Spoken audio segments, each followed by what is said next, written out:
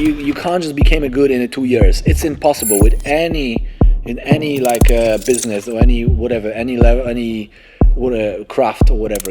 You have to put the time in. 10 years plus. Fuck it.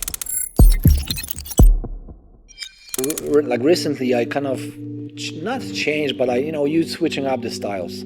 Over the few years, you kind of like you changing as an artist. So recently I started doing that, more like a darker stuff, more like a horror-based textures, and that kind of stuff. And I have a few clients coming and ask me if I can do some cover-ups, over that. Like I'm like, okay, I always was willing to help people, with this, and I try a few times using my style to cover up, and it turns out it's a great idea to use that technique to cover up. Like there's a lot of, in that kind of dark style, there's a lot of not many colors I want to use. I want to use like maybe a little bit more serious, more dark, the grays, opaque, and maybe a little bit of a hint of colors there. So that's what I come up with, doing a little set that will help with the cover-ups, So I do like a little 8 set colors with opaque grays, and some like it's. There is a name for the set, blood and gray, instead of black and gray. So that's like kind of my little horror set, my little dream that I wanted to work on and do.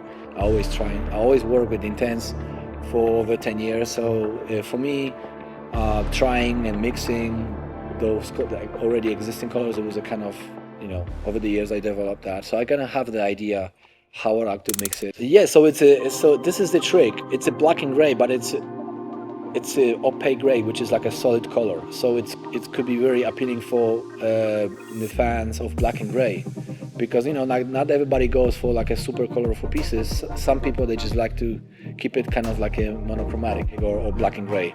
So this is kind of something in between, right? So you can have that like a gray gray looking piece, but using actual solid colors, you can actually cover things up.